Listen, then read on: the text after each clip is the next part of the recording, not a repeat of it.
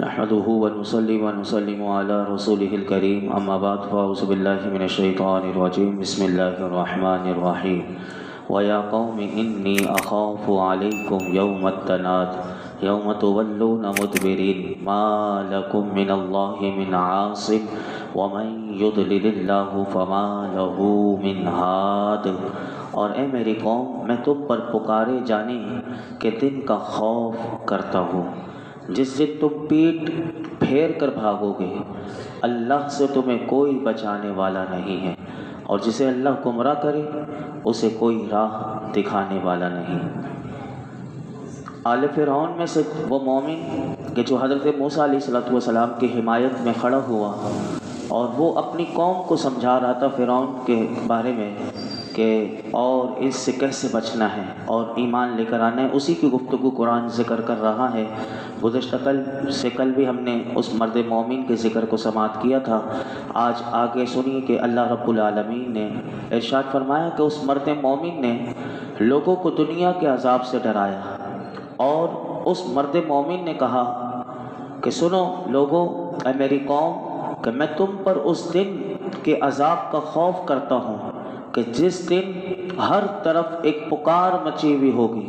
اور اس دن تم پیٹ پھیر کر بھاگو گے،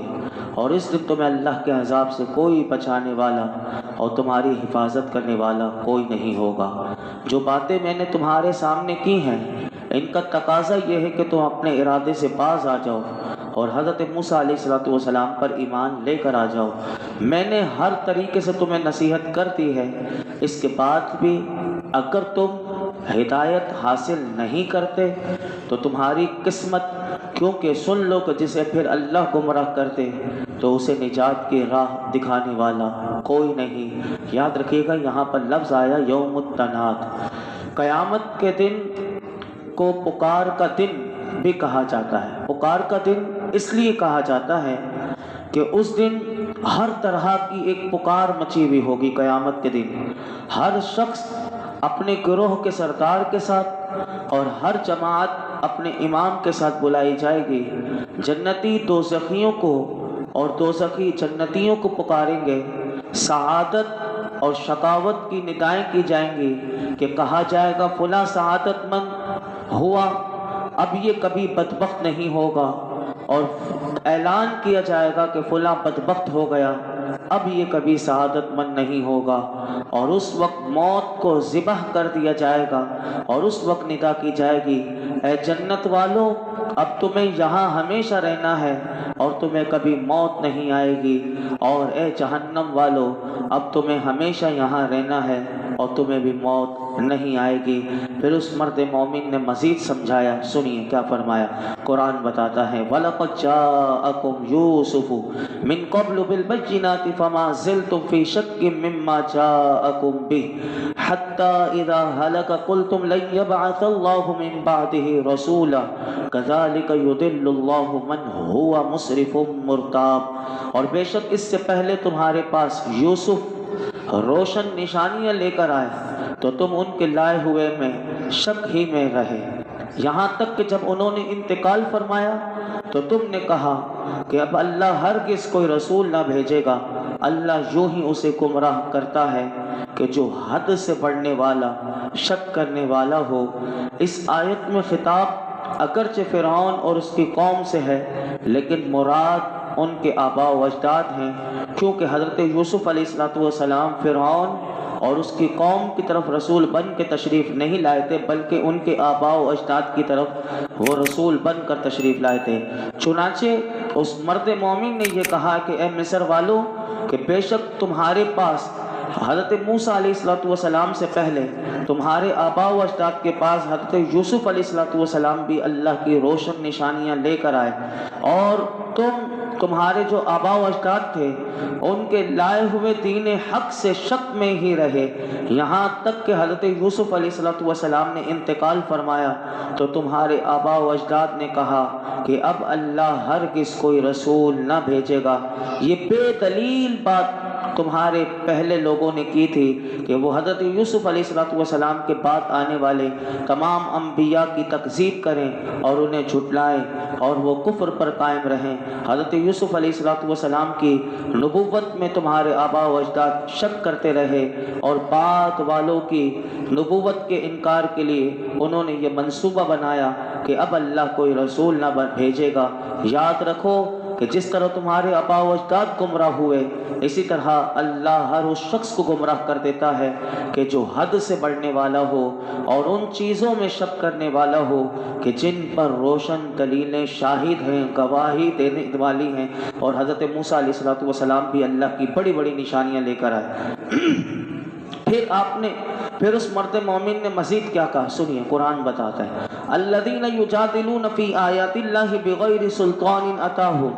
کبر مقتا عند اللہ وعند الذین آمنوا کذالک یطبع اللہ علی کل قلب متکبر جبار۔ وہ جو اللہ کی آیتوں میں بغیر کسی ایسی دلیل کے جھگڑا کرتے ہیں جو انہیں ملی ہو، اور یہ بات اللہ کے نزدیک اور ایمان لانے والوں کے نزدیک کس قدر سخت بیزاری کی ہے کہ اللہ ہر متکبر سرکش کے دل پر اسی طرح مہر لگا دیتا ہے۔ اس مرد مومن نے کہا کہ سنو کہ جو حد سے بڑھنے والے اور شک کرنے والے ہیں وہ ہیں کہ جو اللہ کی آیتوں کو جھٹلا کر اور ان پر اعتراضات کر کے جھگڑا کرتے ہیں، اور ان کا یہ جھگڑا کرنا کسی ایسی دلیل کے ساتھ نہیں ہوتا کہ جو انہیں اللہ کی طرف سے ملی ہو تو وہ جھگڑا کریں تو سمجھ میں آئے۔ فرمایا کہ بلکہ محض وہ آباء و اجداد کی اندھی تقلید ہوتی ہے اور جاہلانہ شبہات ہوتے ہیں جو ان کے آباء و اجداد نے چھوڑے ہوئے ہیں، اور یہ جھگڑا فرمایا اللہ اور اللہ کے نزدیک اور ایمان لانے والوں کے نزدیک انتہائی سخت بیزاری کی بات ہے۔ اور جس طرح ان جھگڑا کرنے والوں کے دل پر مہر لگا دی، سن لو کہ اللہ ایسے ہی ہر متکبر سرکش کے دل پر مہر لگا دیتا ہے کہ پھر اس میں ہدایت قبول کرنے کا کوئی محل باقی نہیں رہتا، کہ جب بندہ اللہ کی آیتوں میں جھگڑا کرے اور اس کو نہ سمجھے اور حد سے بڑھے تو ایسے متکبر کے دل پر اللہ کی طرف سے مہر لگ جاتی ہے، تو پھر وہ ہدایت قبول کرنے کے لیے اس کے لیے کوئی راستہ نہیں بچتا۔ اب یہ ساری باتیں جب ہو رہی تھی، مرد مومن کر رہا تھا، تو فرعون نے دیکھا کہ یہ تو شخص ایسی گفتگو کر رہا ہے کہ جس کی وجہ سے لوگوں کے دل تو اس کی طرف مائل ہو رہے ہیں، کیونکہ حق میں کشش ایسی ہی ہے کہ حق انسان جب اگر سنتا ہے تو پھر انسان کو حق قبول کرنے کے راستے اللہ دکھا رہا ہوتا ہے، لیکن چال باز جو ہوتے ہیں وہ فوراً چال چلتے ہیں۔ اب فرعون نے چال چلی، سنیے وہ قرآن بتاتا ہے فرعون نے کیا کہا، وقال فرعون یا حامان ابن لی صرحا لعلی ابلغ اسباب السماوات فاطلع الى الہ موسیٰ وانی لأظنہ کاذبا وکذلک زین لفرعون سوء عملہ وصد عن السبیل وما قید فرعون الا فی تباب۔ اور فرعون نے کہا، اے حامان میرے لیے اونچا محل بنا، شاید میں راستوں تک پہنچ جاؤں، آسمان کے راستوں تک، تو میں موسیٰ کے خدا کو جھانک کر دیکھوں، اور بے شک میرے گمان میں تو وہ جھوٹا ہے۔ اور یوں ہی فرعون کی نگاہ میں اس کا برا کام خوبصورت بنا دیا گیا اور وہ راستے سے روکا گیا، اور فرعون کا داؤ ہلاکت میں ہی تھا۔ جب اس مرد مومن نے ایسی حق والی گفتگو لوگوں کے سامنے رکھی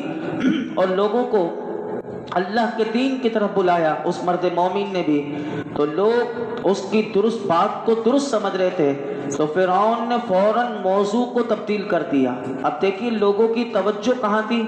کہ وہ انہیں یقین آ رہا تھا کہ واقعی جو موسیٰ علیہ السلام اللہ کا دین لے کر آئے اور یہ حق ہے، اور یہ مرد مومن بھی یہ ساری باتیں بتا رہا ہے، لیکن اس وقت فرعون نے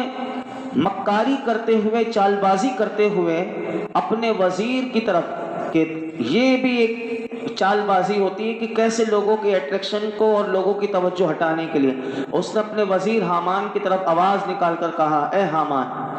اب یہ دیکھیے کیسی نفسیات سے کھیلا اس نے۔ فرعون نے کہا، اے حامان میرے لیے آسمان کے راستے تک ایک اونچا محل بناؤ، اور میں اس پر چڑھ کر دیکھوں، شاید میں آسمان پر جانے کا کوئی راستہ ڈھونڈ کر اس پر پہنچ جاؤں، اور وہاں جا کر حضرت موسیٰ علیہ السلام کے خدا کو جھانک کر دیکھوں، اور پھر کہنے لگا کہ میرے گمان کے مطابق میرے علاوہ کوئی اور خدا ہے ہی نہیں، کیونکہ میں ہی خدا ہوں۔ اور موسیٰ علیہ السلام معاذ اللہ کہنے لگا وہ جھوٹے ہیں۔ اور یہ بات مفسرین فرماتے ہیں فرعون نے اپنی قوم کو فریب دینے کے لیے کہی تھی، وہ دھوکہ دینے کے لیے کہی تھی، کیونکہ فرعون بھی جانتا تھا کہ برحق معبود ہے تو وہ رب العالمین کی ذات ہے، اور فرعون اپنے آپ کو فریب کاری کے لیے وہ اپنے آپ کو معبود ٹھہرا رہا تھا۔ تو پھر اللہ رب العالمین ارشاد فرماتا ہے یہ فرعون کا اتنا برا کام تھا کہ پھر اسی برے کام کو اس کی نگاہوں میں خوبصورت بنا دیا گیا، کہ جب وہ نہیں اور دوسروں کو بھی حق سے روک رہا ہے، تو اللہ نے فرمایا فرعون کی نگاہ میں اس کا برا کام یعنی اللہ کے ساتھ شرک کرنا، حضرت موسیٰ علیہ السلام جو اللہ کے رسول ہیں ان کو جھٹلانا، فرمایا یہ کام خوشنما بنا دیا۔ اور پھر شیطان نے وسوسے ڈال کر اس کی برائیاں جو فرعون کی تھیں وہ اس کی نگاہ میں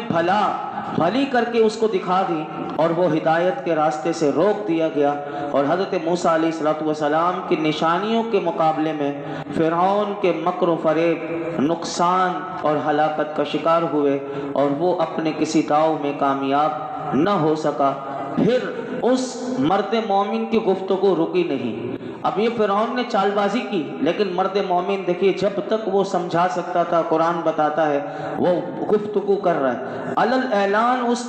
ظالم کے سامنے جو خون خوار ہے، جو سفاک ہے، جو درندہ ہے کہ چیر کر رکھ دیتا ہے، لیکن اس مرد مومن کی جرت کو سلام کہ دیکھیے کہ کیسے قرآن بتاتا ہے کہ اس مرد مومن نے پھر آگے کیا کہا۔ فرعون نے یہ چال بازی کی، پھر اس مرد مومن کا قرآن بتاتا ہے وَقَالَ الَّذِي آمَنَ يَا قَوْمِ اتَّبِعُونِ أَهْدِكُمْ سَبِيلَ الرَّشَادِ،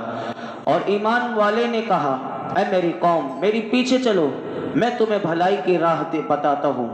جب مرد مومن نے دیکھا کہ فرعون تو میری کوئی معقول باتوں کا جواب نہیں دے سکتا،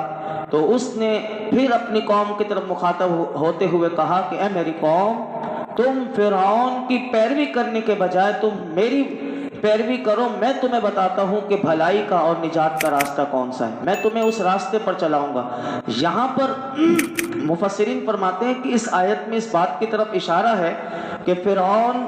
اور اس کی قوم جس راستے پر چل رہی تھی وہ گمراہی کا راستہ تھا، اور اس میں اس بات کی طرف اشارہ ہے کہ مرد مومن نے اشارہ کر کے بتایا کہ میں جس راستے پر ہوں، کیونکہ میں نے انبیاء کے راستے کو چنا ہے تو وہ سیدھا راستہ ہے۔ تو اس میں ہمارے لیے بھی یہ اشارہ ہے کہ انبیاء علیہم السلام اور اولیاء الزام کی پیروی میں ہدایت رکھی گئی، اور جس طرح نبی علیہ السلام اپنی امتی کو ہدایت کا راستہ دکھاتے ہیں، اسی طرح نبی کے تابع رہتے ہوئے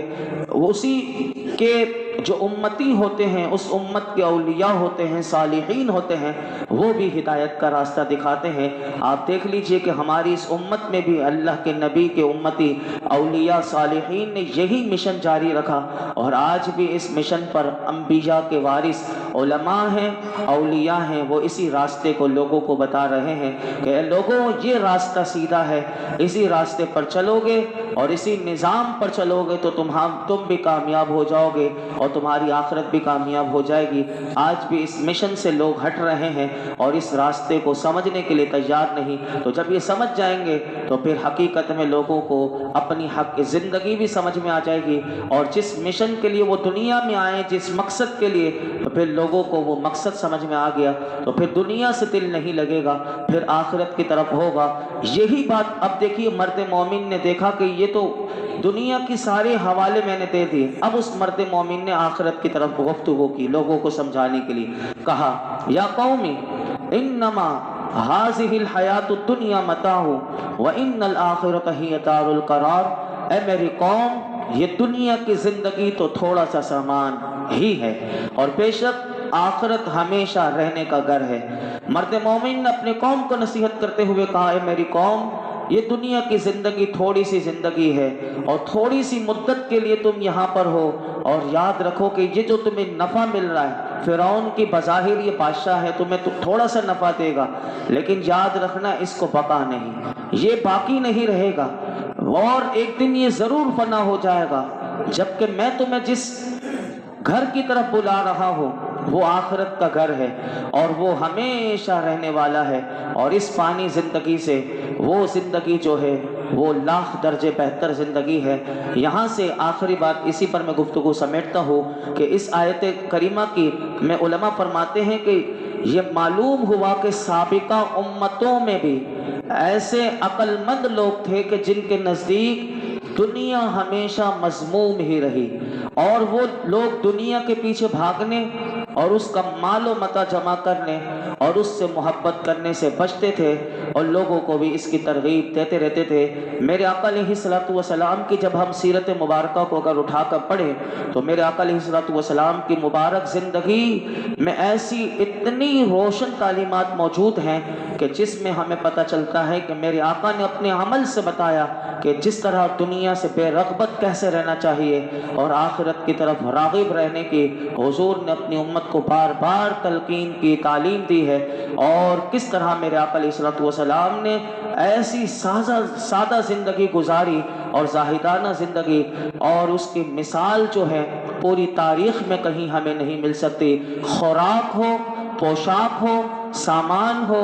رہن سہن ہو، الغرض حضور کی مبارک زندگی میں دنیا کی بے رغبتی کا عالم اس درجے پر نمایاں ہمیں نظر آتا ہے کہ دنیا کی نعمتیں اور لذتیں میرے آقا علیہ الصلوۃ والسلام کی نگاہوں میں ایک مچھر کے پر کے برابر بھی وقت نہیں رکھتی تھی، ایک مچھر کا پر کے برابر بھی حضور کی نگاہوں میں اس کی کوئی حیثیت نہیں تھی، اور اس سے بھی زیادہ بلکہ ذلیل اور حقیر تھی۔ حضرت عبداللہ بن مسعود رضی اللہ تعالیٰ عنہ فرماتے ہیں کہ رسول اللہ صلی اللہ علیہ وسلم ایک چٹائی پر سو گئے۔ جب حضور بیدار ہوئے تو جسم اقدس پر چٹائی کے نشانات تھے، تو ہم نے عرض کی یا رسول اللہ اگر ہم آپ کے لیے ایک بستر بنا دیں